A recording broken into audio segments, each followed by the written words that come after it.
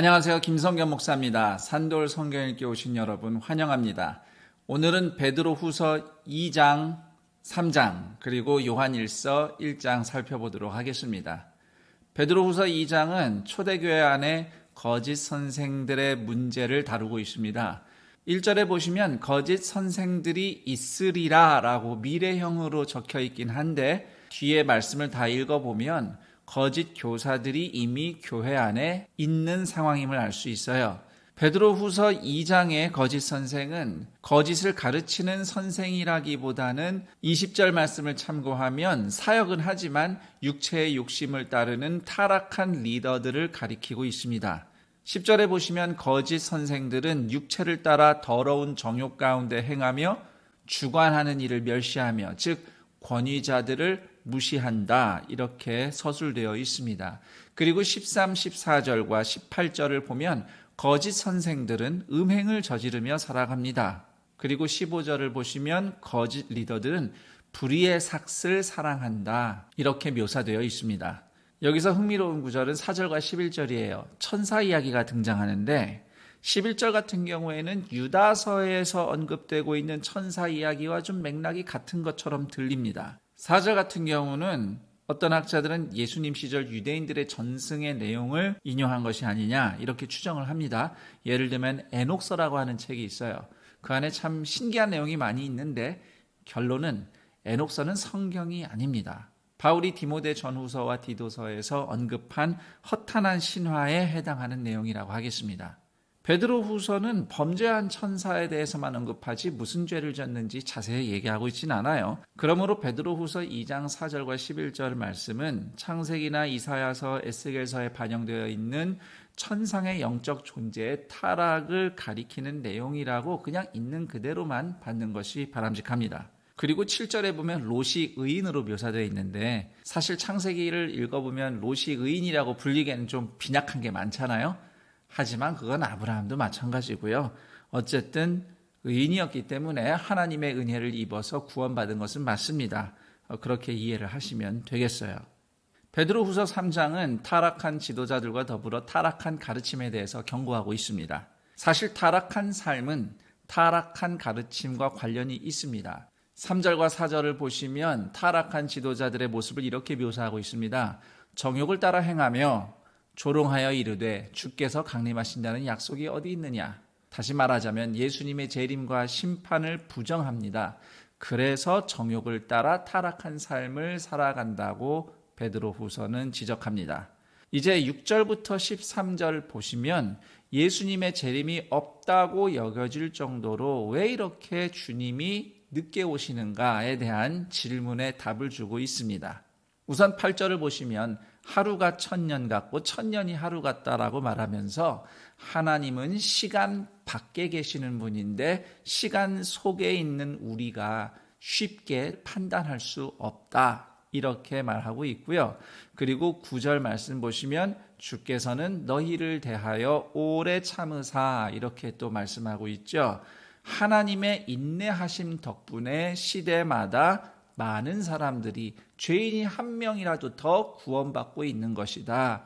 그러므로 주님의 더디 오심은 하나님의 자비이심이기도 하다. 이렇게 설명하고 있습니다. 그리고 15절에서 17절까지의 내용이 흥미로운데요. 베드로는 바울이 기록한 하나님의 말씀에 대해서 언급하고 있습니다. 15절은 바울이 하나님께 받은 지혜대로 기록한 말씀에 대해서 얘기하고 있고요. 16절에 보시면 다른 성경과 마찬가지로 그것도 즉 바울이 기록한 성경도 사람들이 억지로 풀다가 망하는 경우가 있다 이렇게 말씀하고 있는데 우선 이 단락은 바울이 기록한 하나님의 말씀의 성경적 권위를 확인해 주는 중요한 말씀이기도 하고요. 더 나아가서 베드로후서 2장 19절 말씀에 보면 방탕하며 살아가는 이 거짓 선생들은 자유를 주장하지만 사실은 멸망의 족이며 죄의 노예라는 내용이 나오는데 이것이 아마도 바울이 강조한 그리스도인의 자유를 왜곡했기 때문이라고 생각할 수 있어요. 그래서 베드로 후서 3장 15절 16절은 바울이 적은 하나님의 말씀을 그들이 제대로 알지도 못하고 억지로 풀어서 그렇게 죄를 지으면서 방종하며 살아간다고 알려주는 내용이 되겠습니다. 이제 베드로 후서를 정리를 해보자면 하나님의 사랑은 반드시 세상을 구원할 것인데 동시에 그 과정에서 죄악의 문제를 반드시 다루신다고 이야기합니다. 불로 다 태우시는 것이죠. 그 다음에 새하늘과 새 땅, 새로운 세상을 여신다. 그 소망을 가지고 매일 살아가는 사람들이 바로 그리스도인이다라는 것을 베드로 후서가 우리에게 전해주고 있습니다. 그 소망을 주신 예수님의 은혜로 자라갈 것을 권면하면서 베드로 후서는 끝을 맺습니다. 이제 요한 1서를 시작하는데요. 개관은 요한 1, 2, 3서를 다 설명해 드리도록 하겠습니다. 요한 1, 2, 3서는 사도 요한이 기록한 말씀이 맞습니다. 사실 요한 1서 같은 경우에는 기록자가 불분명해요. 드러나 있지 않은데 요한 2서, 3서가 요한이 기록한 것이 분명하기 때문에, 그리고 요한 1서와 요한 2, 3서는 문체가 똑같습니다. 그래서 모두 사도 요한이 기록했다. 대체로 그렇게 학자들이 인정합니다. 그리고 요한 1서를 보시면 교회를 떠난 사람들, 그리고 복음을 부정하는 사람들이 교회를 적대하는 상황이 일부 묘사되어 있습니다. 요한 2서, 요한 3서 같은 경우에는 거짓 교사들에게 속을 위험성에 대해서 이야기하면서 또 복음의 일꾼들이 교우들에게 냉대받는 현실을 반영하고 있어요. 그런 현실에 대응하여서 기록된 것이 요한 1서라고 보시면 되겠습니다. 요한 1서는 요한복음 13장에서 17장에 이르는 예수님의 말씀이 아주 함축적으로 담겨 있다고 볼 수 있는데, 요한 1서의 증거를 크게 이렇게 두 가지로 볼 수 있어요. 하나님은 빛이시다. 그리고 하나님은 사랑이시다. 요한 1서 1장은 요한복음 1장과 비슷하게 태초라는 말씀으로 시작하고 있습니다. 1절에 생명의 말씀이라는 단어는 예수님을 가리키는데요. 참고로 생명은 성부 하나님, 말씀은 성자 하나님을 가리키는 단어예요. 그래서 생명의 말씀이라고 하면 하나님이신 예수님을 뜻한다고 보면 되겠습니다. 여기서 핵심 단어는 3절이에요. 우리가 보고 들은 바를 너희에게도 전함은 너희로 우리와 사귐이 있게 하려 함이니 우리의 사귐은 아버지와 그의 아들 예수 그리스도와 더불어 누림이라. 사도들이 직접 경험한 진리를 성도들에게 전함으로써 성부와 성자의 사귐, 즉 삼위일체 하나님의 코이노니아가 전하는 자와 받는 자 사이에서도 일어난다. 이렇게 말씀하고 있습니다.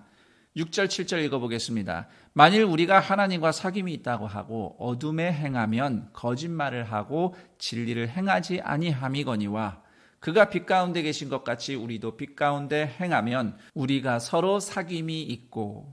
성도의 사귐, 코이노니아, 이것은 하나님의 생명과 진리 가운데 살아가는 것을 의미합니다. 이후부터 하나님의 생명과 진리 안에 거하는 코이노니아가 무엇인지 자세히 설명이 되어 있다고 볼 수 있어요. 우선 7절, 8절을 보시면 죄를 자백하고 예수님의 십자가 용서를 의지하는 믿음이 진리 안에 거하는 첫걸음이다. 이렇게 전하고 있습니다. 자, 여기까지 요한 1서 내용 다뤘습니다. 그럼 전 여기서 인사드리고 내일 그 다음 내용과 함께 여러분 찾아뵙도록 하겠습니다. 감사합니다.